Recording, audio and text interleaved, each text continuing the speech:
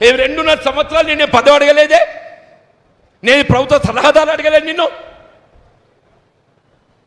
Corporate chairman అడగలే, నాకు అర్హత లేకనా? అరే పోచాల శ్రీనివాసుడు బతకచ్చినోడు ఆడికి ప్రభుత్వ సలహాదారు ఆడేవాడే.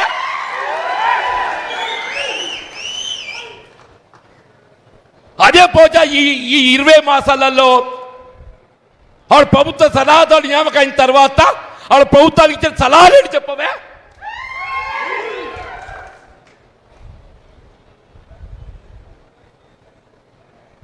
నువ్వు వ్యవసాయ రంగాలు ఏం సలహాలు ఇచ్చినవే నువ్వు?